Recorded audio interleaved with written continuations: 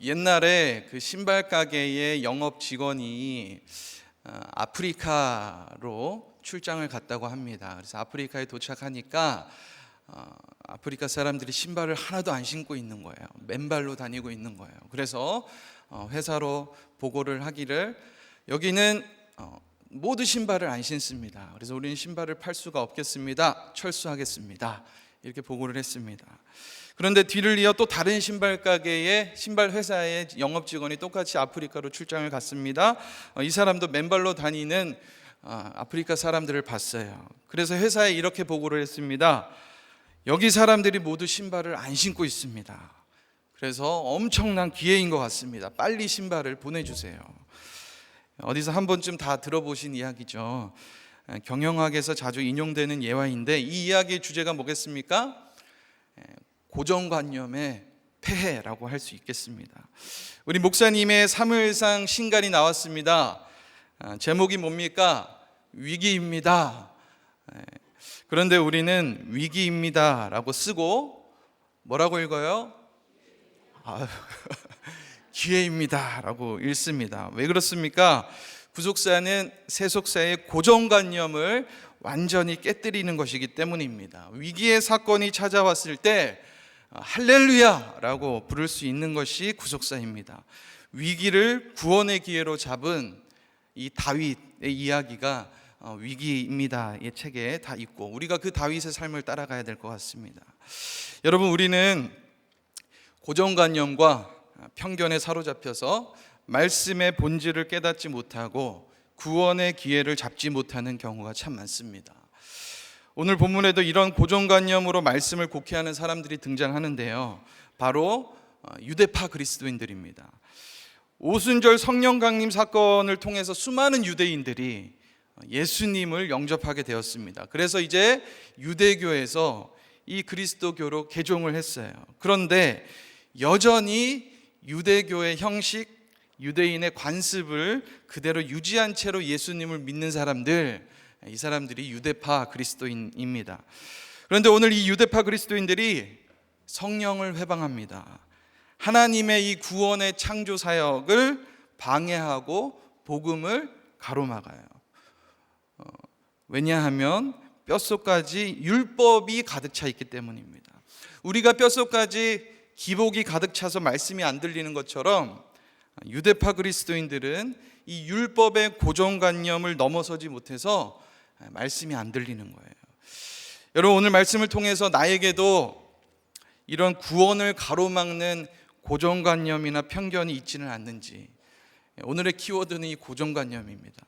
한번 묵상해 보도록 하겠습니다. 구원을 가로막는 고정관념이 깨지려면 첫 번째로 본질이 비본질을 이겨야 합니다.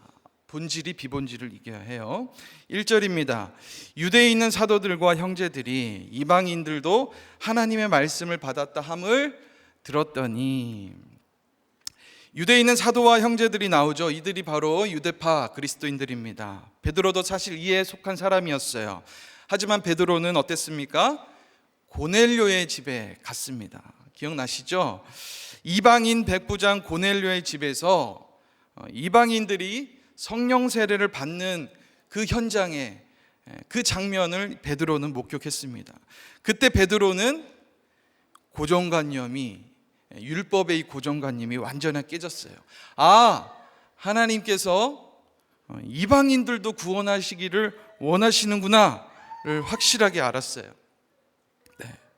하지만 베드로가 이제 고넬료의 집에서 고정관념이 깨졌다고 했습니다. 하지만 이 고넬료의 집에 함께 가지 못했던 사람들, 이 이방인 고넬료의 집에서 벌어진 이 강력한 성령 강림의 사건을 직접 목격하지 못한 이 유대파 그리스도인들이죠. 그래서 오로지 예루살렘에서 소문으로만 들었던 이 사람들은 이 소식을 반갑게 여기지 않았습니다. 못마땅하게 여겼어요. 믿지를 않은 것이죠. 왜 그렇습니까? 들었더니, 듣기만 해서 그래요. 여러분, 그래서 우리가 성령의 역사가 일어나는 그 장소, 그 현장에 우리가 있는 것이 너무나 중요합니다. 직접 목격하는 것하고요, 듣기만 하는 것하고는 천지 차이인 거예요. 온라인으로 유튜브로 듣는 것만으로는 성령을 경험하기에는 너무 부족합니다. 듣는 것으로는 항상 부족해요. 그래서 현장 예배에 나오셔야 되는 거예요. 큐티도 어떻습니까? 귀티로만 하면 항상 부족해요. 직접 써서 해야 합니다. 자, 고넬료의 집에 성령이 임하고 방언을 하고 난리가 났다는 소식을 들은 예루살렘 성도들이 어떻게 합니까? 못마땅히 여기는 정도가 아니라 비난을 하기 시작합니다. 2절 3절 우리 같이 한번 큰 목소리로 읽어볼까요? 베드로가 예루살렘에 올라갔을 때에 할례자들이 비난하여 이르되 네가 무할례자의 집에 들어가 함께 먹었다 하니, 할례자들이 베드로를 나무랍니다. 비난을 했다고 해요. 그런데 무엇 때문에 비난을 합니까? 이 무할례자의 집, 이방인 고넬료의 집에 들어가서 함께 밥을 먹었다는 것을 이렇게 비난합니다. 여러분, 지금 베드로 사도가 가이사랴 지방에서 부흥회를 인도하고 예루살렘으로 돌아옵니다.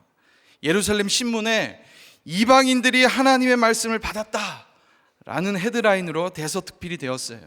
그런데 그러면 어떤 댓글이 달려야겠습니까? 할렐루야, 하나님은 살아계십니다. 베드로 사도님 수고 많으셨습니다. 이렇게 함께 기뻐하고 즐거워해야 할 것 같은데 기사 댓글에 악플이 달리기 시작하는 거예요. 미친 XX, 이방인 집에 들어간 게 제정신이냐, 이방인하고 밥을 먹다니, 말세다 말세, 뭐 이런 댓글이 달렸다는 것입니다. 여러분, 지금 이 기사의 타이틀이 뭐죠?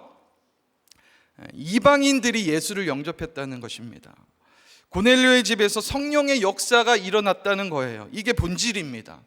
그런데 본질은 묻히고 비본질을 이슈화시켜서 비난을 하고 있다는 거예요. 놀라운 것은 지금 이게 바리새인들이 하는 것이 아니라 예수를 구주로 영접한 그리스도인들이 이러고 있다는 것입니다. 여러분, 우리의 삶을 들여다보면 본질은 잃어버리고 비본질을 본질처럼 붙들고 살아가는 모습이 많습니다. 우리가 예수를 믿기 때문에 교회도 나오고 목장도 가는 것이죠. 그런데 교회에서 사람 때문에 상처를 받았다고 교회를 떠나고 믿음을 저버립니다. 비본질 때문에 본질을 잃고 마는 것이죠. 이혼도 마찬가지인 것 같아요. 부부싸움이 왜 일어납니까? 말투가 왜 그러냐로 시작해서 이혼까지 가더라는 것입니다. 양말을 왜 거꾸로 벗어놓으냐로 시작해가지고 물건을 집어던지면서 싸우더라는 것입니다. 저희 집 얘기는 아닙니다. 여러분, 배우자의 성격이나 말투나 어떤 잘못하는 행동들은 다 비본질입니다. 그래서 성격 차이로 이혼했다는 말이 가장 세속적인 말인 것 같아요. 그렇다면 결혼 생활의 본질은 무엇일까요? 결혼 생활을 통해서 내 안에 죄가 드러나고 그 죄를 보게 되는 것이 은혜라는 것을 믿는 것이 본질입니다. 아멘. 네, 많이 아멘 하진 않으시네요. 제가 TV를 자주 보진 않는데 그래도 꼭 챙겨보는 프로가 있다면 이수캠입니다.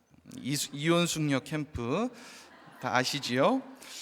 뭐 일각에서는 너무 자극적이다, 뭐 주작이다 이렇게 말도 많지만 개인적으로 뭐 다 이렇게 좋은 건 아니지만 그래도 좋은 프로인 것 같아요. 실제로 이 프로그램이 생기고 이혼율이 많이 감소했다고 합니다. 이 프로그램에서 보면 전문가의 상담도 있고 심리 치료도 있고 하지만 가장 핵심은 뭔 것 같으세요? 이 관찰 카메라로 촬영된 부부의 일상을 부부 당사자들이 직접 보는 것에 있는 것 같아요. 그래서 다들 영상에 담긴 자신의 모습을 보고 뭐라고 해요? 내가 저 정도일 줄 몰랐다. 우리는 다 알고 있었는데 본인만 모르고 있었다는 거예요. 저는 그게 되게 재미있고 놀랍더라고요. 내가 정말 이상한 사람이구나, 내가 정말 문제가 많구나가 보이니까 갑자기 이제 배우자에 대한 좀 말이 부드러워지면서 이렇게 고마워하기도 하고 이렇게 화해가 되더라고요. 이렇게 사실 인간은 자기 자신이 어떤 모습인지 객관화가 전혀 안 되는 존재입니다. 카메라든 뭐든 누가 알려주기 전까지는 자신이 진짜 어떤 사람인지 몰라요. 그런데 자기 자신을 객관적으로 볼 수 있는 것이 본질입니다. 자기 죄를 깨달아야 구원이 임하기 때문이에요. 자, 본문을 조금 더 자세히 들어가 보면 할례자들이 비난하여라고 되어 있습니다. 이 비난하여라는 이 번역된 단어의 원어의 뜻은요, 분리하다, 구별하다라는 뜻이더라고요. 저도 좀 이게 되게 재밌었어요.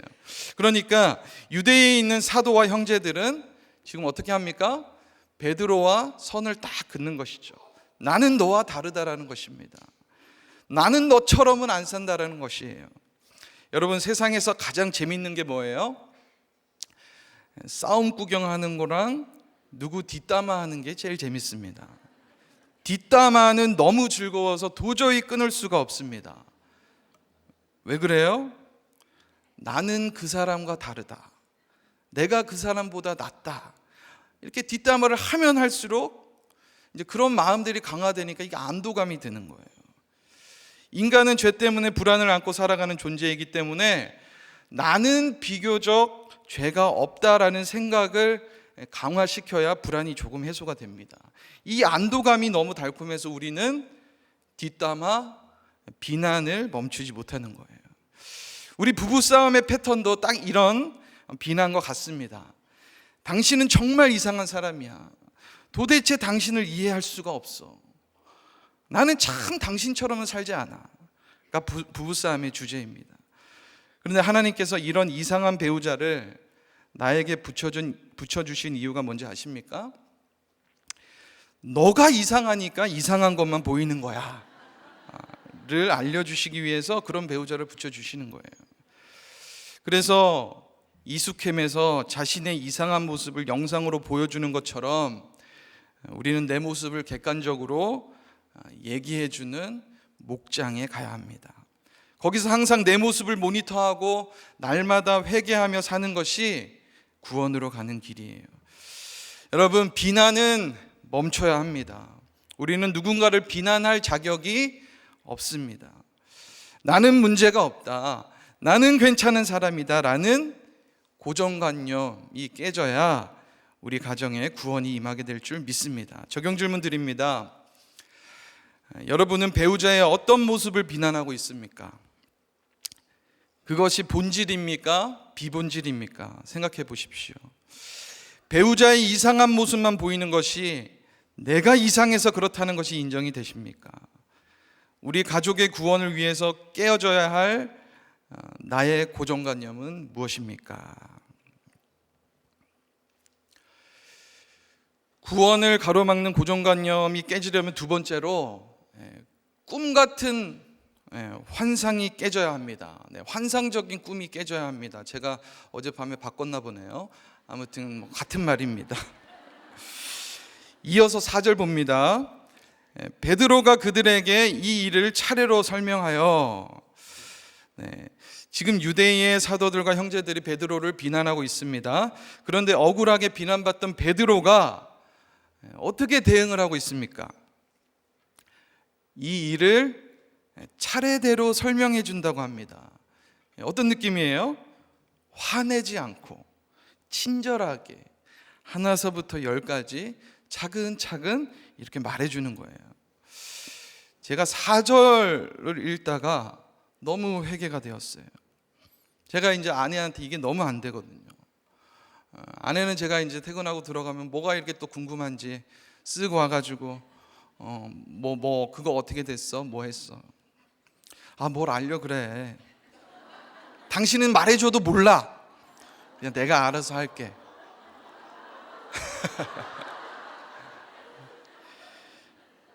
사실이에요. 뭐 어쩔 수 없어요. 제가 원래 이제 밖에서는 저를 좀 아시는 분은 아시겠지만 제가 꽤나 수다스러운 사람이거든요. 말하는 것도 너무 좋아하고, 그리고 성도님들께는 제가 얼마나 친절하게 하나서부터 열까지 조곤조곤 제가 잘 설명해 드리는지 몰라요. 근데 저도 이게 풀리지 않는 거예요. 집에만 가면 귀찮아요. 귀찮고, 여튼 그렇습니다. 여러분의 가정은 뭐 어떠세요? 뭐 그렇게 잘하고 계신가요? 저한테 하고 계시는데, 여러분, 베드로가 어떤 사람입니까? 늘 충동적이고 다혈질에 성격이 급한 베드로입니다. 그런 베드로가 어떻게 이렇게 부드러운 사람이 될 수 있었을까요? 띵크를 한번 해봅시다. 베드로는 스스로 자신도 저 비난하는 자들과 하나도 다를 바가 없는 죄인이라는 자기 주제를 정확하게 알고 있었기 때문입니다. 베드로는 자신도 무할례자를 핍박했던 할례자이고 율법의 고정관념에 매여서 복음을 가로막았던 죄인이었다는 것을 날마다 회개하고 있었던 거예요. 유대의 사도들과 형제들은 베드로에게 선을 긋고 나는 당신과 다르다라고 비난했지만 베드로는 비난을 받아들이고 도리어 그들을 공감해 주었습니다. 여러분, 자신이 정말 죄인인 줄 아는 사람은요, 비난의 언어를 멈추고 공감의 언어를 씁니다. 아, 그렇게 생각할 수도 있어. 나도 그렇게 생각했었어. 그럴 수 있어. 여러분, 그럴 수 있어. 지금 저한테 얘기하는 거예요. 그럴 수 있어라고 좀 해라. 자, 옆 사람과 인사하겠습니다. 그럴 수 있어. 그럴 수 있어요. 이 그럴 수 있어가 고정관념을 깨뜨리는 성령의 언어인 줄 믿습니다. 자, 베드로가 어떻게 차근차근 설명하는지 보겠습니다. 5절 6절 같이 읽겠습니다. 시작. 이르되 내가 욥바시에서 기도할 때에 황홀한 중에 환상을 보니 큰 보자기 같은 그릇이 내 귀에 매어 하늘로부터 내리어 내 앞에까지 드리워지거늘 이것을 주목하여 보니 땅에 네 발 가진 것과 들짐승과 기는 것과 공장에 나는 것들이 보이더라. 베드로가 기도하던 중에 환상을 봤다고 합니다. 그런데 어디에서 기도를 했다고 해요? 욥바입니다. 욥바. 우리가 이 욥바라는 지명을 그냥 지나칠 수가 없는데요, 욥바가 어떤 곳이냐면 요나가 니느웨로 가라고 하는 하나님의 명령에 불순종하여서 도망쳤던 곳이 바로 욥바입니다. 그러니까 욥바는 유대인들에게는 불순종의 어떤 장소로 알려진 곳이었어요. 그런데 이 욥바에서 베드로도 똑같이 고넬료의 집으로 가라는 하나님의 명령을 받게 되는 것입니다. 이제 다음 본문에서 나오겠지만 베드로도 요나처럼 이곳에서 하나님의 명령을요 2번씩이나 거절을 합니다. 그러니까 지금 베드로가 욥바를 언급하면서 설명하는 이유는 사실 나도 2번씩이나 불순종한 죄인이었다는 죄고백의 간증이 시작되고 있는 것이에요. 이렇게 우리가 성령의 설득을 하려면 자기 죄를 먼저 고백해야 하는 것입니다. 그렇다면 이제 어떤 환상의 내용이 있는지 우리가 자세히 보도록 할 텐데, 먼저 큰 보자기 같은 것이 하늘에서부터 내려왔다고 합니다. 베드로가 하늘의 그 큰 보자기를 보면서 어떤 마음이 들었을까요? 지금 하늘에서 막 보자기가 내려와요. 그러니까 베드로는 이 땅 아래에서 이제 고개를 들고 하늘을 보는 것이기 때문에 보자기 안에는 뭐가 들었는지 전혀 모르는 상태입니다. 그래서 6절을 보니까 아주 주목하여 봤다라고 해요. 하나님께서 나에게 큰 선물을 준다고 생각하지 않았을까요? 우리가 귀한 선물을 보자기에 이렇게 싸서 주잖아요. 베드로는 하늘에서 큰 보물이 자신에게 떨어졌을 것이라고 생각했지도 모르겠습니다. 그렇게 설레이고 기대에 부푼 마음으로 아주 주목해서 보자기 안을 들여다 보았어요. 뭐가 있다고 해요? 네 발 가진 것, 들짐승, 기는 것, 공중에 나는 것들이 있더라는 것이에요. 여러분, 보자기 안에 들어있던 이 동물들은 베드로에게 그다지 반가운 그런 선물이 아니었습니다. 왜냐하면 위의 동물들은 유대인의 율법에서 제물로도 쓰지 않고 음식으로도 쓰지 못하는 아주 부정한 것으로 간주되는 그런 동물들이었기 때문입니다. 그냥 쓰레기예요. 그냥 보자기를 열었더니 그냥 똥입니다. 베드로는 대박인 줄 알았다가 쪽박이 되어버렸어요. 7절입니다. 또 들으니 소리 있어 내게 이르되 베드로야 일어나 잡아 먹으라 하거늘. 하나님께서 그 부정한 것들, 그걸 잡아 먹으라고 명령하세요. 거들떠 보기도 싫은 하찮은 그 쓰레기 같은 것들을 하나님께서 베드로에게 취하라고 하시는 것입니다. 베드로가 순종을 했을까요? 8절 보겠습니다. 내가 이르되 주님 그럴 수 없나이다. 속되거나 깨끗하지 아니하는 것을 결코 내 입에 들어간 일이 없나이다 하니, 주님 그럴 수 없습니다. 순종하지 않았습니다. 하나님의 명령인데도 순종하지 않아요. 베드로도 율법의 고정관념이 참 대단했던 것입니다. 그러니까 베드로도 요나 만만치 않은, 듣는 게 참 안 되는 사람이었어요. 주일날 우리 최대규 목사님이 본인은 베드로와 요나 같은 목사가 되고 싶다고 그랬는데 딱 알겠네요. 왜 그랬는지.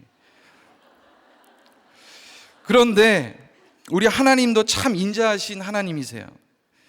베드로의 불순종에 노하지 않으시고 차례대로 차근차근 다시 설득을 하십니다. 9절 10절 또 보겠습니다. 함께 읽겠습니다. 또 하늘로부터 두 번째 소리 있어 내게 이르되 하나님이 깨끗하게 하신 것을 내가 속되다고 하지 말라 하더라. 이런 일이 3번 있은 후에 모든 것이 다시 하늘로 끌려 올라가더라. 베드로가 이제 한 번도 아니고 2번씩이나 거부를 했는데 하나님께서는 포기하지 않으시고 3번씩이나 설득하시고 설명하십니다. 이제는 베드로도 마지못해 순종을 해요. 그렇게 하나님은 베드로를 설득하셔서 이방 선교의 문을 활짝 여셨습니다. 여러분, 우리는 베드로의 이 환상적인 환상처럼 환상적인 꿈을 꾸며 삽니다.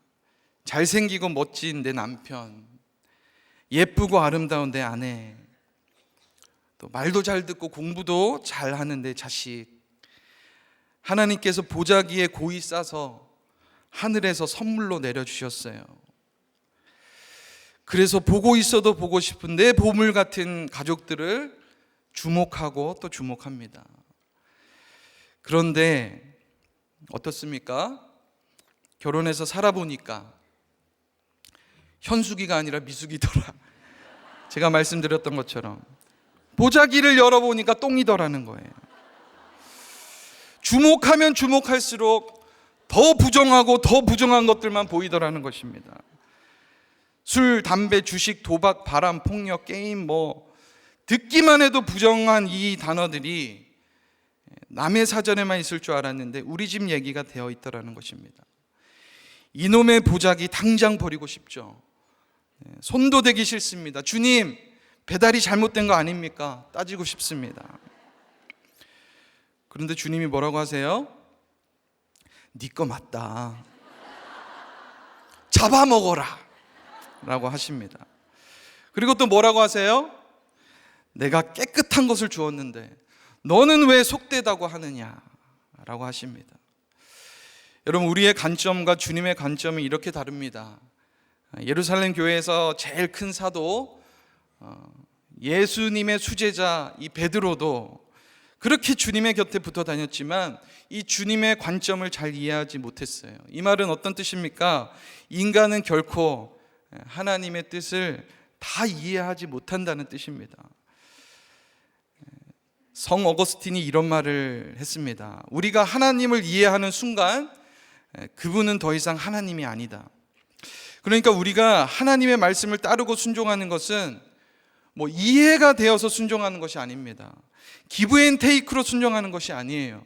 베드로처럼 그냥 일단 순종해 보는 것입니다. 억지로라도 괜찮습니다. 죽기보다 싫은 순종일지라도 그냥 일단 가보는 거예요. 가고 버티는 겁니다. 그러면 종국에는 하나님의 뜻을 알 수 있는 날이 반드시 온다는 것입니다. 베드로가 성령에 이끌려서 부정한 이방인의 집에 들어가는 순종 적용을 했습니다. 정말 죽을 맛이었어요. 당장이라도 고넬료의 집에서 뛰쳐나가고 싶었습니다. 그런데 바로 그날 그 이방인의 집에서 성령께서 강림하시는 거예요. 베드로는 그제서야 비로소 왜 하나님께서 그런 보자기를 주셨고 그런 환상을 주셨는지 하나님의 구원의 계획을 그제서야 알게 되었습니다. 여러분, 우리가 하나님의 말씀을 무조건적으로 신뢰하고 적용해 나갈 때 반드시 구원의 날이 임하게 될 줄 믿습니다. 베드로가 이렇게 차례대로 차근차근 설명을 하니까 어떤 일이 벌어집니까? 유대의 사도들과 형제들이 회개하기를 시작해요. 마지막 18절입니다. 그들이 이 말을 듣고 잠잠하여 하나님께 영광을 돌려 이르되, 베드로의 말을 듣고 그들이 잠잠해졌다고 합니다. 여러분, 우리는 이제 비난의 입을 닫고 좀 잠잠해질 필요가 있습니다. 잠잠해진다는 것은 이제 비본질을 다 내려놓고 본질에 집중한다는 것입니다. 잠잠해진다는 것은 이제 상대를 향한 비난이 아닌 내면을 향한 회개가 시작된다는 것입니다. 맨 마지막 구절, 하나님께서 이방인에게 생명 얻는 회개를 주셨도다 하니라. 하나님께서는 결국에 자기 죄를 보지 못해서 비난만 하고 있는 우리의 입을 잠잠하게 하시고 생명을 얻는 회개를 하게 하십니다. 생명을 얻는 방법은 이 회개밖에 없다는 뜻이에요. 사도 바울은 내가 날마다 죽노라라고 고백합니다. 그런데 사실 이 말은 내가 날마다 살아나노라 라는 뜻입니다. 날마다 회개를 할 때 날마다 생명이 넘치기 때문입니다. 당신이 문제가 아니라 내가 문제였구나. 당신이 이상한 것이 아니라 내가 이상한 사람이었구나 라는 것을 깨닫게 되는 것이 생명입니다. 우리가 이 생명 얻는 회개를 다 할 수 있는 저와 여러분들이 되시기를 소망합니다. 이렇게 딱 끝냈으면 좋겠는데 또 제 나눔을 또 살짝 해야죠. 또 아내를 소환하도록 하겠습니다. 저는 아내를 미국의 한 작은 한인교회에서 만났습니다. 저는 이제 없는 형편에 유학 가가지고 알바와 이 학업을 병행하던 가난한 신학생이자 그 한인교회의 이제 전도사였고, 저희 아내는 이름만 들어도 럭셔리한 재즈 피아노를 공부하면서 그 교회의 찬양팀 반주를 하던 청년이었어요. 이제 저희 그 한인교회가 이게 대학교 학교 바로 옆에 있어가지고 유학생들이 많은 교회였는데, 이 유학생도 부유한 유학생과 가난한 유학생으로 부류가 나눠집니다. 이걸 보통 뭘로 이렇게 아냐면, 이제 가난한 유학생들은 이제 돈이 없으니까 이제 집 하나를 빌려서 막 5명, 6명씩 룸메이트가 함께 지내요. 근데 부유한 유학생들은 아파트 하나를 렌트해서 혼자 독채를 씁니다. 저희 아내가 어디에 속했을까요? 혼자 독채를 쓰는 친구였어요. 그리고 교회에서 이렇게 들려오는 소리를 보니까 아버지가 막 사업을 막 하신다는 거예요. 그리고 또 들어보니까 형제도 없고 외동딸이라는 거예요. 그래서 저는 그때 이제 제가 전도사이고 이제 우리 청년들 중에서도 좀 어린 편에 속하는 이런 청년이었기 때문에 전도사가 어떻게 안 되잖아요. 그래서 저는 사실 그렇게 또 그리고 제가 열등감이 많아가지고 저하고는 좀 부류가 다르구나 이렇게 생각했어요. 그래서 그때까지 제가 저희 아내를 참 저 자매는 그냥 TV에서 나오는 그 부잣집 사장님의 외동딸 공주 이런 이미지의 환상을 좀 갖고 있었습니다. 그러던 어느 날 그 공주 같은 자매가 제가 좋다는 거예요. 하늘에서 큰 보자기가 떨어졌습니다. 제가 이 이야기를 이제 목장 가서 하는데 다들 안 믿으세요. 지금 여러분들 이제 웃으시는 그 의미 안에도 설교하려고 저러나, 분명한 거는 제가 고백한 게 아니라 제가 고백을 받았습니다.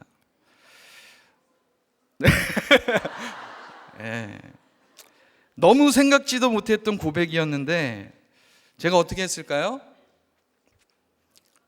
당장 사귀자고 했죠. 전화로 고백을 받았는데 전화를 끊고 나서 제가 지금도 기억이 나요. 전화를 끊고 나서 이게 뭔가. 그러니까 제가 속으로는 좀 이제 넘보진 못했지만 저도 속으로는 참 좋아했던 것 같아요. 그래서 전화 끊자마자 막 침대에서 얼마나 방방 뛰면서 와, 내 인생에도 이런 날이 오는구나 하면서 그랬던지 몰라요. 그렇게 둘 다 유학생 신분으로 1년 정도 교제하다가 결혼을 했습니다. 결혼도 우리 장인 장모님께서 이제 제가 미국에 있으니까 제 얼굴을 보지도 않으셨는데 전화 한 통 이렇게 하시고 허락을 또 해주시더라고요. 그러니까 저는 이게 이제 완전히 하나님께서 큰 보자기에 금은 보화를 담아서 저에게 이제 너 고생 끝 행복 시작이다 이렇게 주셨다고 생각을 했습니다. 그런데 미국에서 이제 다 공부를 마치고 이제 한국에 들어왔어요. 제일 먼저 해야 되는 게 이제 핸드폰을 개통을 해야 됐습니다. 그래서 핸드폰 개통하러 대리점에 갔는데 저희 아내 명의로 핸드폰 개통이 안 된다는 거예요. 왜 그래요? 그랬더니 저희 아내 명의로 이렇게 채무가 있다는 거예요. 이건 시작에 불과했습니다. 집으로 이상한 빨간 줄이 막 그어 있는 채무 독촉당들이 막 날라오기 시작하더라고요. 알고 봤더니 정말 거짓말처럼 제가 딱 결혼할 무렵부터 저희 장인어른의 사업이 다 망했다는 거예요. 할렐루야. 네. 그 피해가 또 고스란히 이제 저희 아내까지 넘어와서 이제 저까지 알게 된 것이죠. 그때는 우리들 교회를 다닐 때도 아니었고 저희 부부 사이가 어떠했겠습니까? 아내는 이제 그런 자신의 형편 때문에 아내도 몰랐었어요. 아내도 우리 아버지가 그 정도인지 몰랐었어요.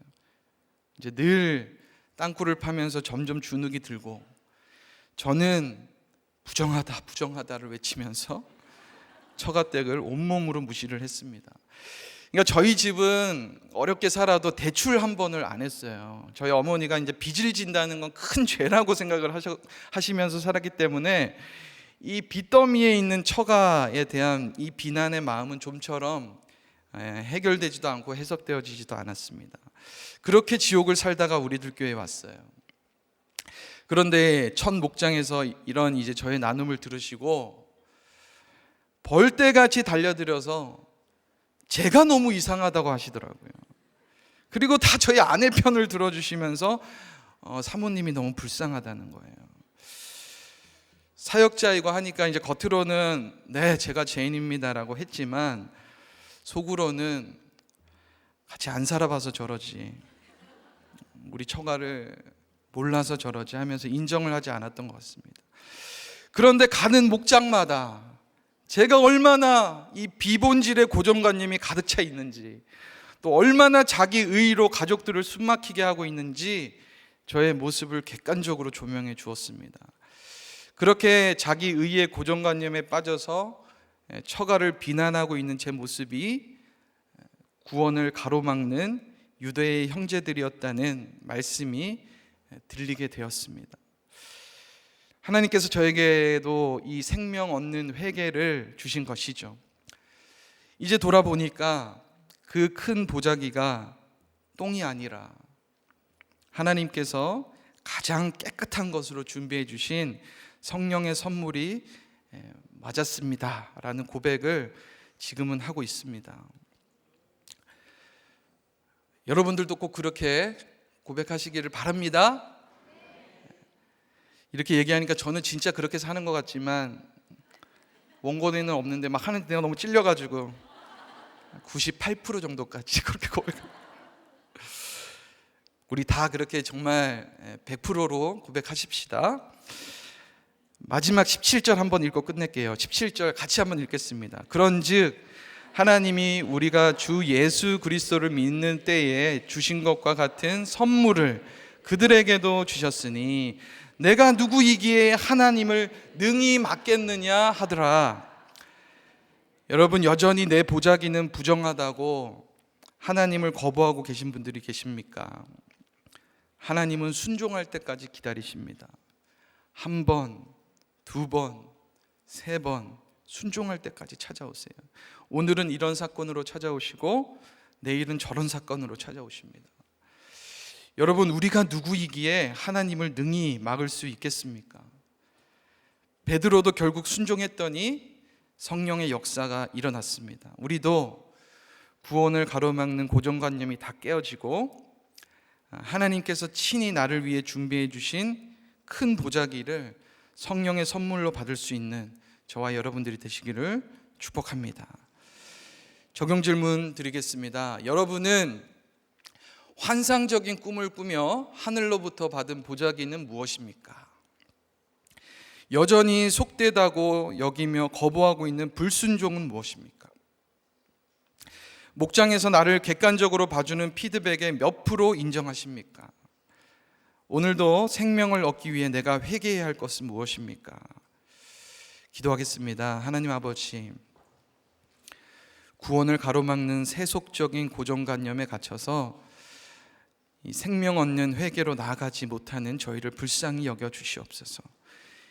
이제는 비본질에 집착하여 비난하던 입술이 잠잠해지게 하시고 하늘로부터 큰 보자기로 보내주신 내 가족이 나에게 딱 맞는 성령의 선물인 줄 알고 거룩한 가정을 잘 세워갈 수 있도록 인도하여 주시옵소서.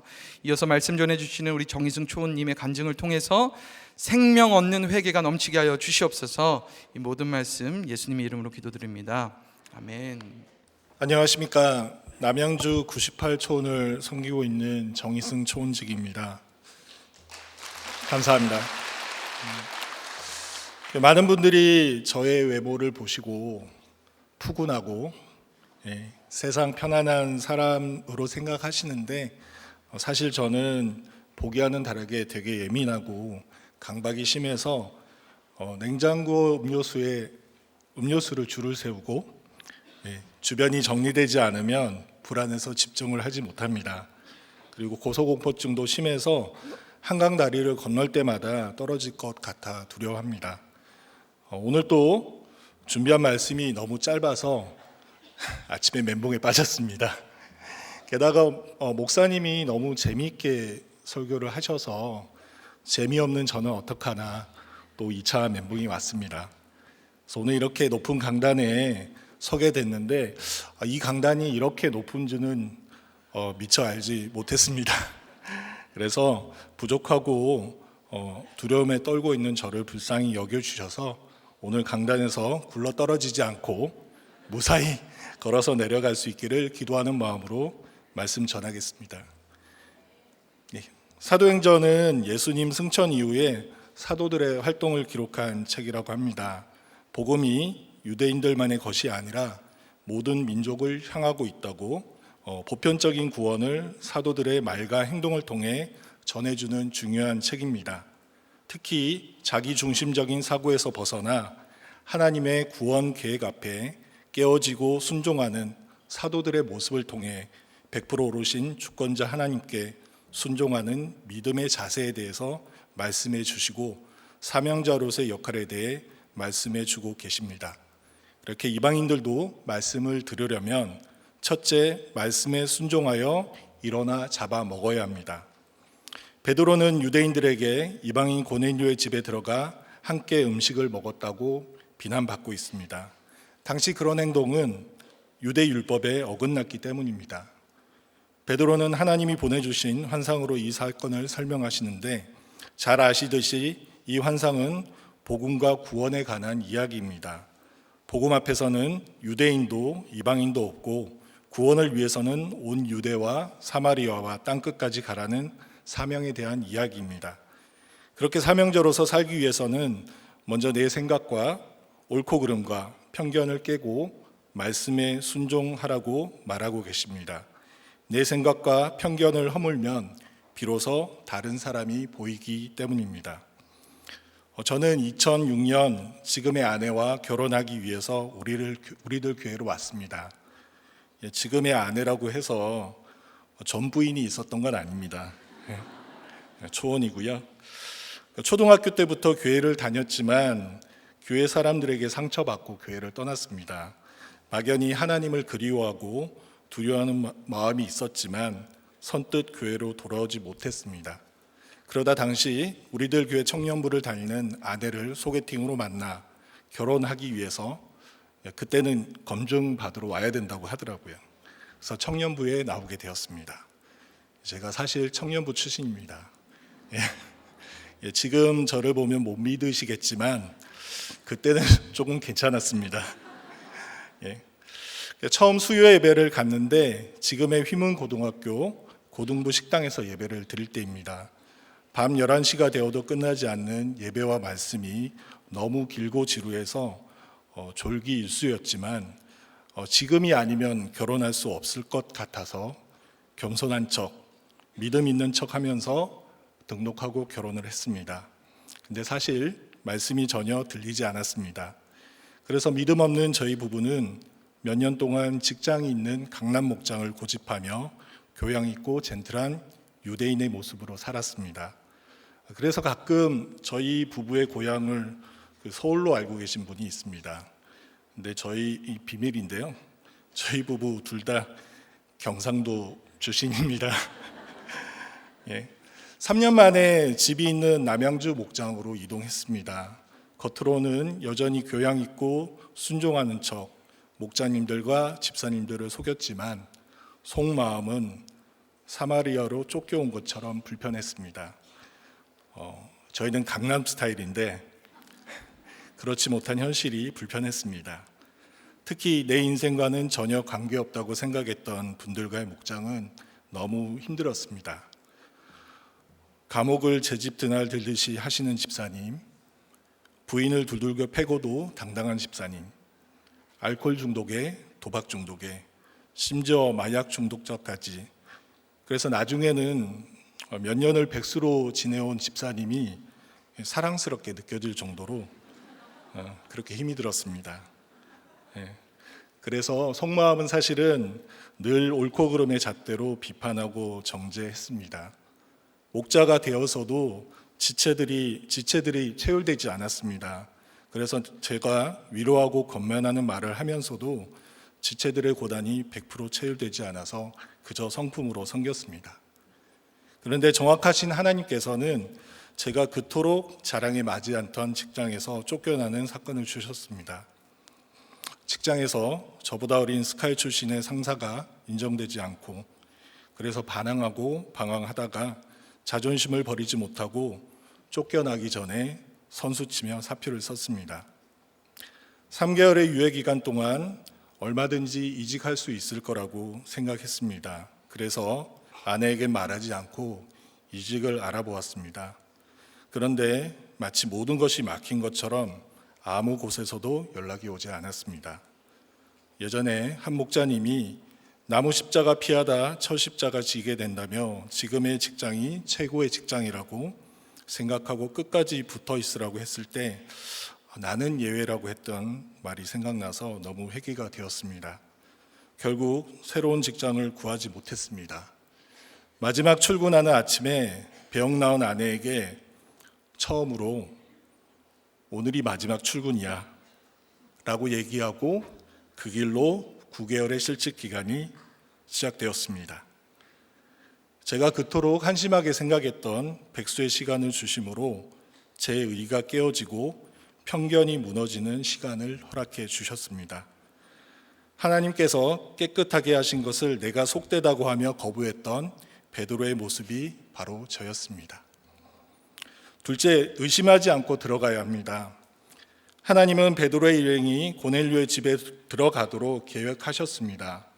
이방인인 고넬료의 집에 들어가 함께 음식을 먹는 것은 유대 율법에 어긋나기 때문에 베드로의 일행은 고민했을 것 같습니다. 예전의 베드로라면 틀림없이 들어가기를 거절했을 것 같습니다. 하지만 성령이 아무 의심하지 말고 가라 하실 때에 베드로와 사도들이 말씀에 순종하였습니다. 의심하지 않는 것이 중요합니다.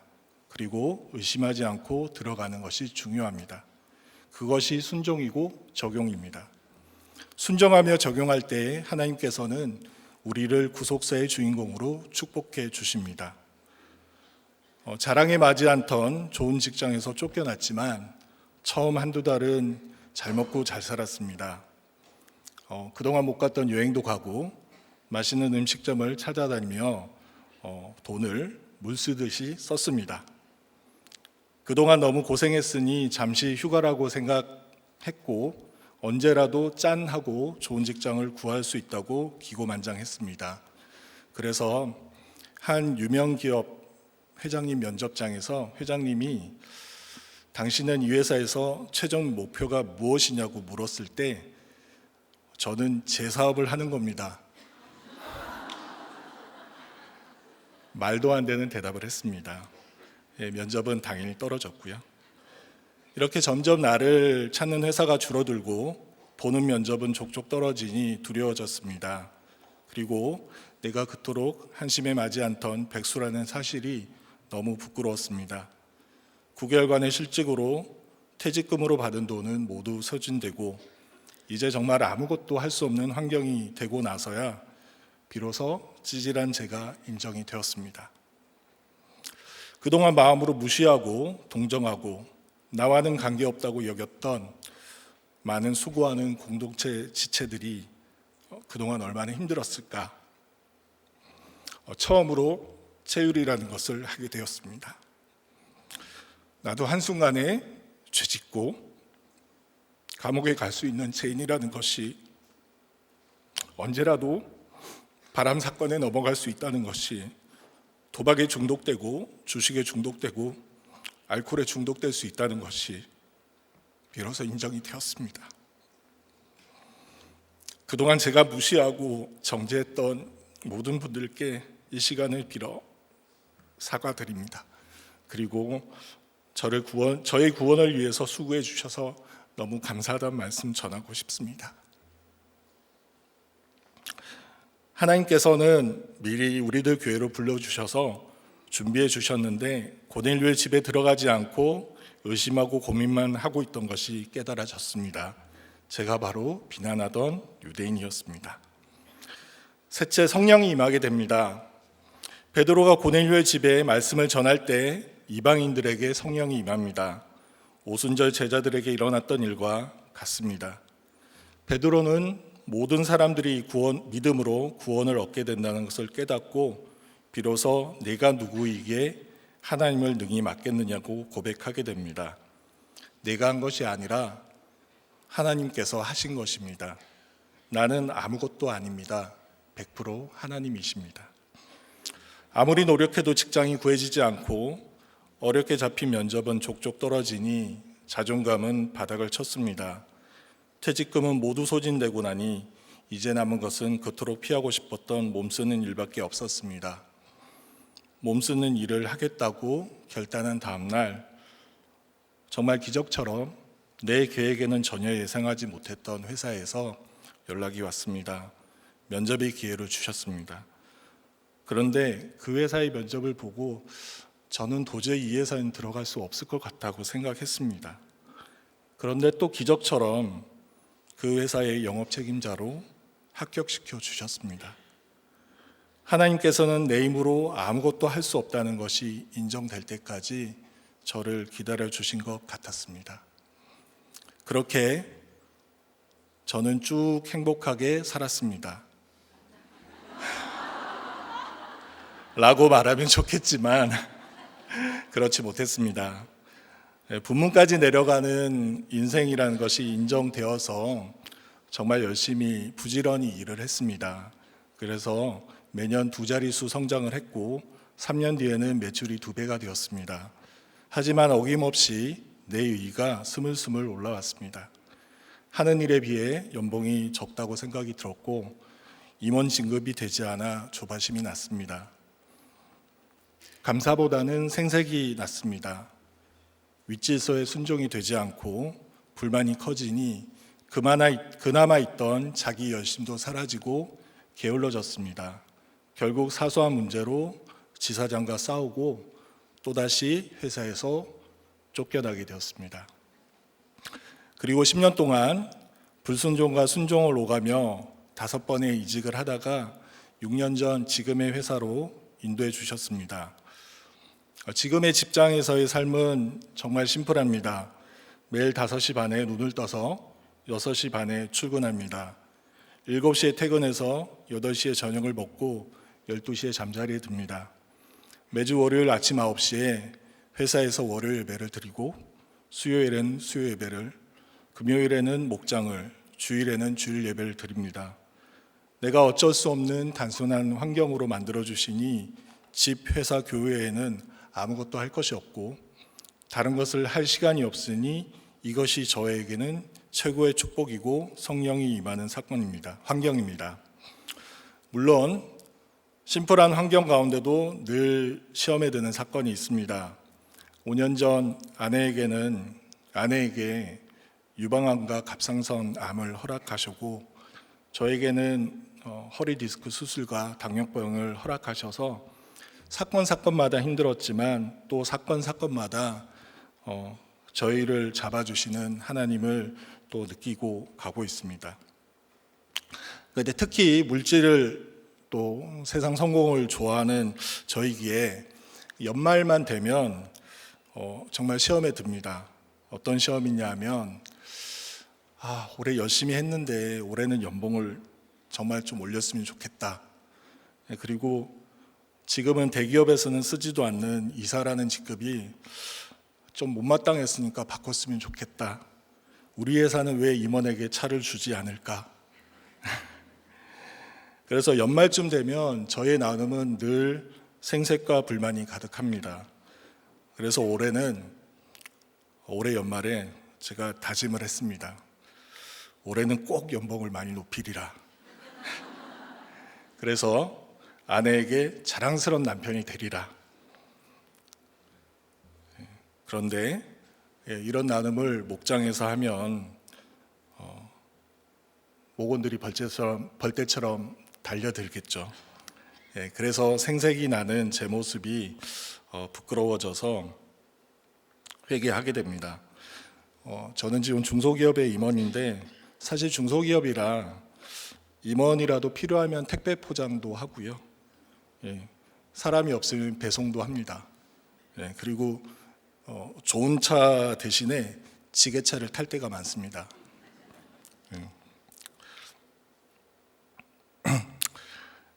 지난달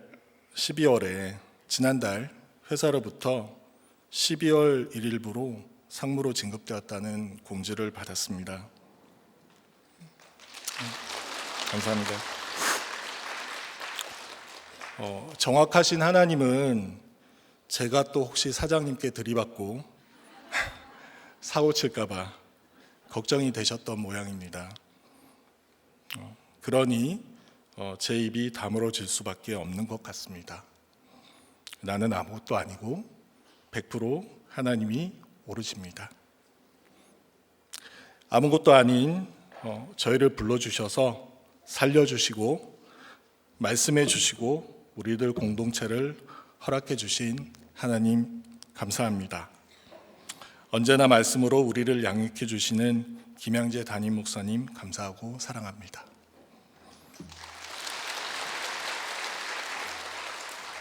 기도하시겠습니다. 세상 성공만 부르짖던 저에게 말씀으로 찾아와 주신 하나님 감사합니다. 끝나지 않을 것 같은 직장 고난으로 저의 약함을 드러내 주셨지만 여전히 세상 회복만 외치던 저에게 권찰의 암 사건과 당뇨, 디스크, 교통사고를 통해 내 몸을 치심으로 정말 내가 할 수 있는 일이 하나도 없음을 깨닫게 해주시니 감사합니다. 100% 오르신 하나님의 인도하심으로 직장도 안정이 되고 권찰의 암도 잘 치료되니 또다시 세상에 복수하고 내 힘으로 이루고자 하는 저희의 어리석음을 불쌍히 여겨 주시옵소서. 목장에서는 하나님께 묻고 권면하면서도 정작 저는 직장에서 말듣지 않는 직원들을 자르고 싶어 모의하고 참소하는 악한 자입니다. 구원의 애통함보다 내 권력을 만들려는 저의 악함을 불쌍히 여겨 주시옵소서. 지금 주신 환경이 가장 합당한 환경임이 깨달아지게 하시고 성령의 담대함으로 직장과 과정과 목장에서 사명 잘 감당하는 우리들 교회 모든 성도님들 되시도록 인도하여 주시옵소서. 우리들 공동체가 온전한 말씀 공동체로 쓰임 받도록 인도하여 주시고 온 유대와 사마리아와 땅끝까지 말씀을 전하라고 하신 것처럼 김양재 담임 목사님의 말씀 사역이 땅끝까지 이룰 수 있도록 인도하여 주시옵소서. 이 모든 말씀 살아계신 우리 주 예수 그리스도 이름으로 기도드립니다.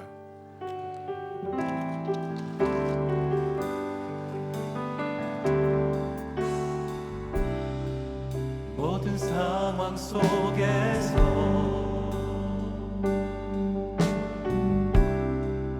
주를 찬양할지라.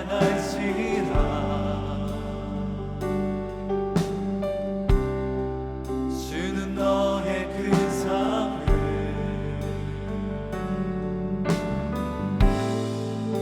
큰 도움이시라.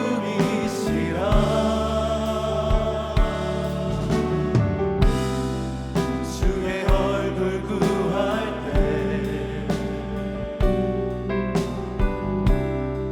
주의 영을 부으사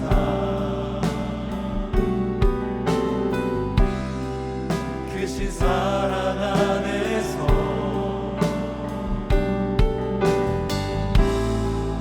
주를 보게 하소서.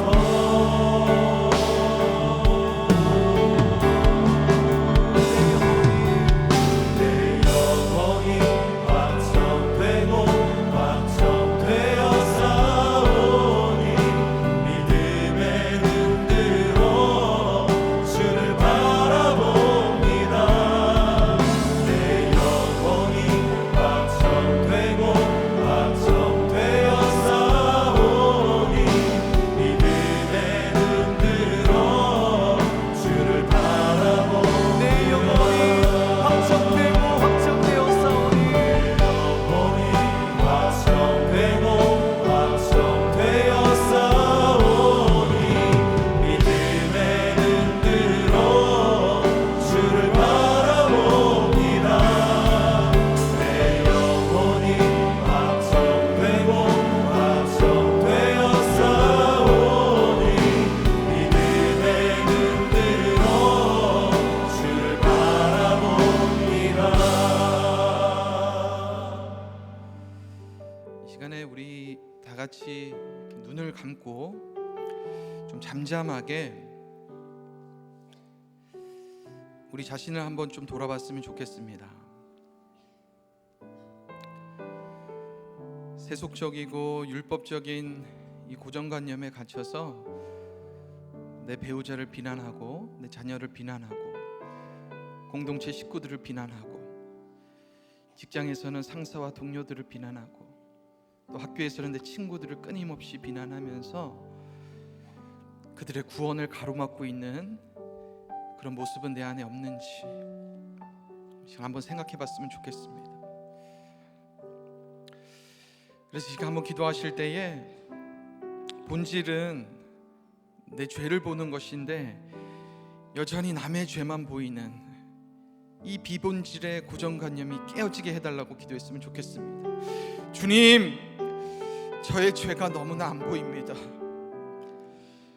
아무리 생각을 해도 내가 문제가 아니라 저 사람이 문제인 것 같습니다. 주님, 이렇게 초롱벽같이 무너지지 않는 저의 자아를 깨뜨려 주시옵소서. 이제는 혈기 내지 않고 누구에게나 친절하고 부드러운 성령의 언어를 쓰게 하여 주시옵소서. 이 시간 주여 한번 크게 외치고 통성으로 기도합니다. 주여 아버지, 하나님 아버지, 하나님 아버지, 우리의 죄가 너무나 보이지 않습니다.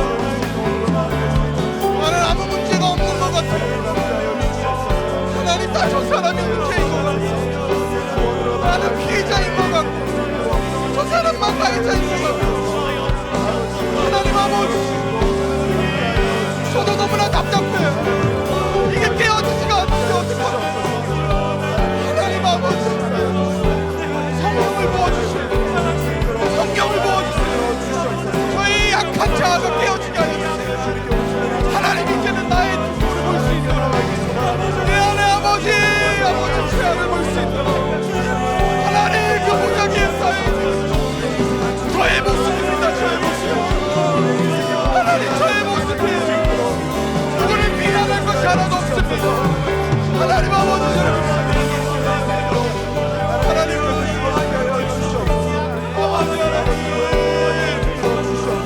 제가 제가 가족을 숨막히게 합니다. 제가 가족을 다 죽이고 있어요.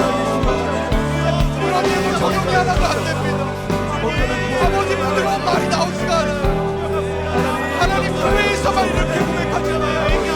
아버지 교회를 나서면 하나님 또 열기를 내요. 아버지 하나님을 이런지 모르겠습니다. 주님. 그래서 나의 이 완고한 고정관념 때문에 숨막혀 죽어가는 우리 가족들을 한 명 한 명 생각하면서 기도했으면 좋겠습니다. 결혼 생활에 환상을 꿈꾸며 행복을 부르짖으며 살아온 삶의 결론으로 내 남편, 내 아내, 내 자녀가 모두 병들어가고 있습니다. 주님, 우리 가족을 살려주시옵소서. 주님, 우리 가족을 불쌍히 여기시옵소서. 주님, 다 저 때문입니다. 아버지, 저 때문에 우리 가족들이 다 병들어가고 있습니다. 그래서 우리 이렇게 한번 기도합시다. 우리 가정이 안고 있는 모든 상처와 아픔들을 주님 깨끗게 치유하여 달라고, 우리 가족 간에 서로를 부정하게 여기는 비난과 이 미움의 마음을 주님 깨끗하게 씻어달라고, 그래서 이제는 성령께서 명령하시는 대로 거부하지 않고 가족을 위하여서 순종하는 적용을 할 수 있게 해달라고 이 시간 다시 한번 주여 한번 부르고 통성으로 기도합니다. 주여!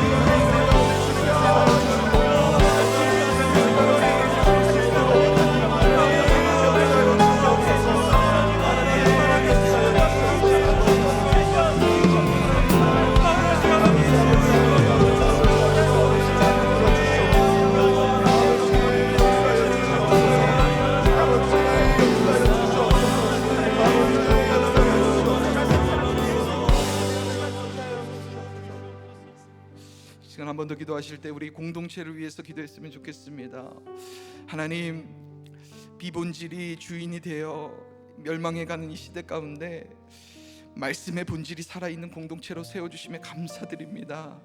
이제는 이 우리들 공동체가 베드로와 같이 성령의 명령을 따라서 이 한국교회와 온 세계 열방 가운데 돌이키고 회개할 영혼들을 깨우는 이 구원의 사명을 감당하길 원합니다.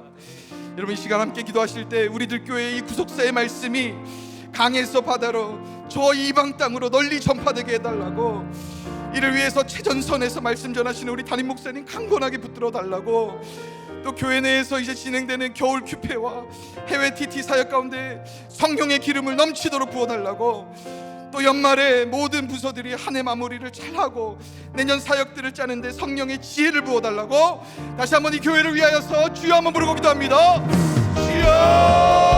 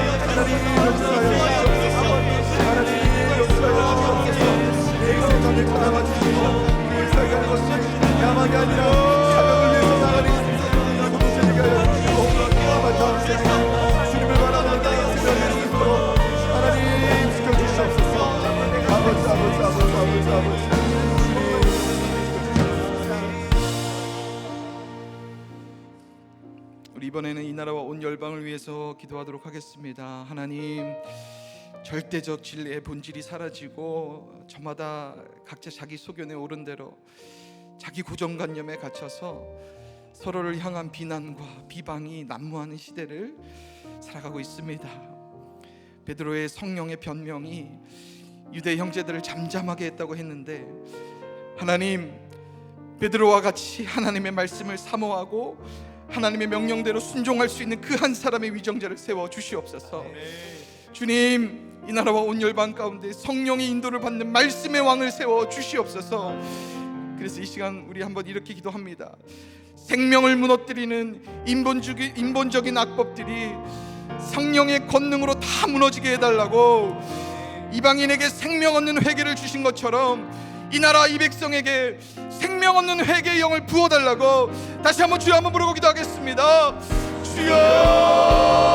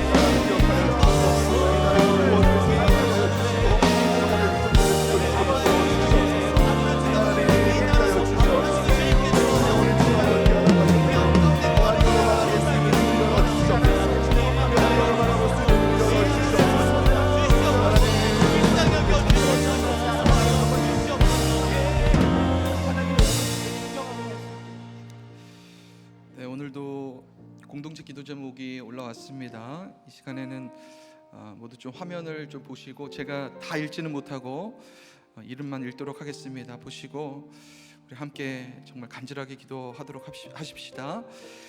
김종미 집사님의 여동생, 또 함세령 집사님의 시어머니, 정송이 집사님의 불신 언니, 김미란 집사님의 친정 어머니, 이완순 집사님의 동생, 또 황부영 집사님의 남편, 이정희 집사님, 정수아 F 집사님의 큰 형부, 이윤숙 집사님의 어머니, 정계자 집사님, 박경숙 집사님, 그리고 추연주 집사님, 김민정 집사님의 아버지, 강형욱 장로님, 이미 집사님의 큰 사위, 정송이 집사님의 불신 언니, 오현주 집사님의 딸, 임지민 집사님의 딸, 최숙현 집사님의 딸, 김정훈 집사님의 아들, 박선아 집사님, 이렇게 기도 제목을 올려주셨습니다. 이 시간 호명된 모든 분들의 기도 제목이 하나님께서 다 들으신 줄 믿습니다.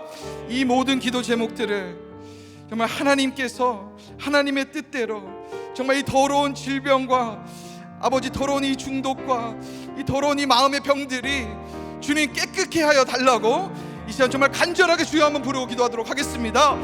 주여!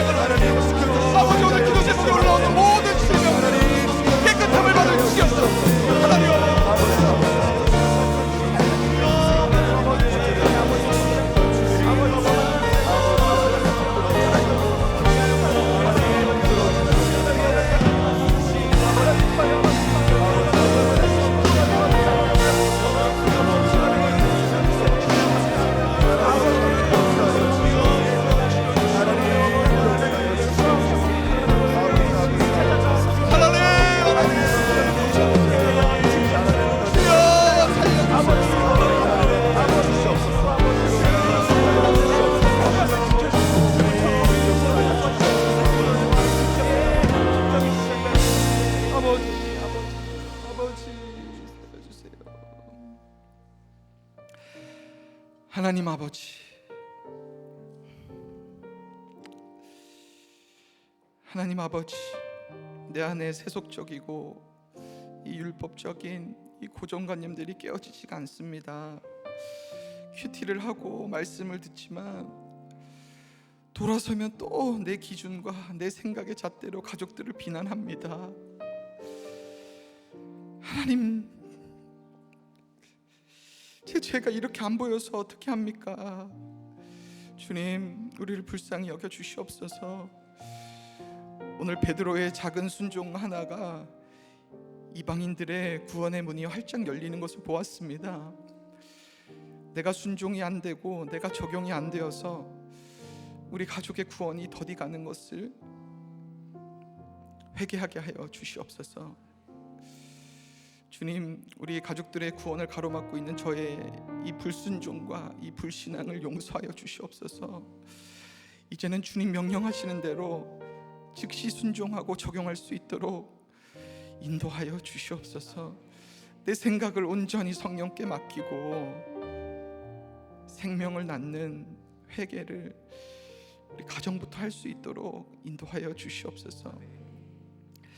하나님, 각자 소견에 오른 대로의 이 고정관념에 갇혀서 비본질이 주인이 되어 멸망해가는 이 시대 가운데 하나님, 우리들 공동체가 말씀의 본질이 살아있는 교회로 세워지게 하심에 감사를 드립니다. 이제는 이 구속사의 말씀이 강에서 바다로 저 이방 땅으로 널리 전파되게 하여 주시옵소서. 이를 위해 쉼없이 달려가시는 우리 담임 목사님 강건하게 붙들어 주시고, 특별히 이번 성지순례의 여정 가운데 역사하신 그 성령의 이야기가 영상에 잘 담겨서 온 세계 열방 가운데 성령의 증인이 되는 영상이 될 수 있도록 인도하여 주시옵소서. 하나님, 이 나라 가운데 베드로와 같이 하나님의 말씀을 즉시 순종할 수 있는 그 한 사람의 위정자를 세워주시고, 생명을 죽이고 구원을 가로막는 인본적인 악법들을 펴여 주시옵소서. 그래서 이 나라 백성들이 생명 얻는 회개로 생명을 낳는 적용을 할 수 있도록 인도하여 주시옵소서. 이제는 우리 주 예수 그리스도의 은혜와 하나님의 크신 사랑과 성령님의 감화감동 충만하신 역사가 비본질의 고정관념을 내려놓고 생명 얻는 회개의 본질을 붙들고 이제 주님의 말씀대로 즉시 순종하기로 결단하는 우리들 교회 성도님들과 세계 곳곳에 순종의 길을 걷고 계시는 모든 선교사님들과 이 땅에 구원받아야 할 모든 주의 백성들 머리 위에 지금으로부터 영원토록 함께 하시기를 간절히 축원하옵나이다. 아멘.